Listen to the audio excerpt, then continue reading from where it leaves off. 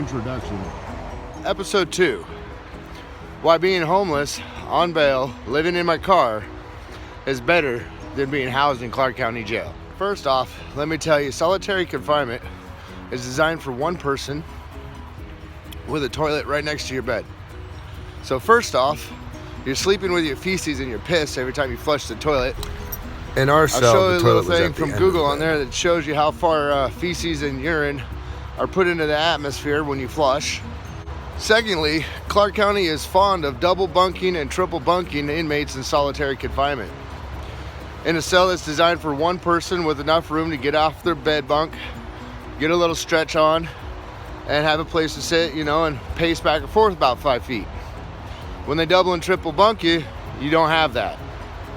You are sardines in a can. Not only are you tortured by the fact that you are flushing not only your feces, but your bunkmate's feces in an area of which you cannot get away from the exposure of fecal contamination that you live in 23 hours a day. The guards or corrections personnel, if you will, are allowed to do whatever they want on CCTV camera. You are not allowed any access to that camera without administrative ruling. And so if they can do whatever they want, they can race it whenever they want, and you're not allowed to have a copy of your stay there. I am 100% against this. I believe if we are as inmates are held accountable, so should they.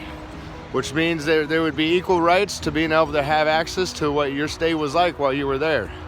That means interactions with officers, other personnel, other staff, medical, and otherwise. If they're allowed to have a copy of you in your intimate moments, you should too. Also, if you're in solitary confinement, you're put in a smock. I started an episode, that was episode 1. That's 3 dudes in smocks together, no underwear, genitalia and ass barrier. Taking a shit together, sleeping together. Not a stench of what one would call civil rights being respected.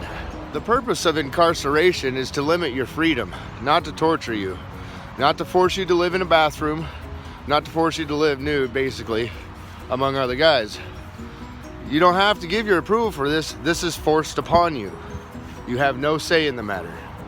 So, although I have to go from place to place to find a bathroom or even take a pee in a bush, I don't have to live amongst my feces and urine.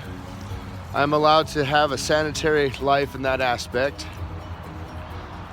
Episode 3 will be the food.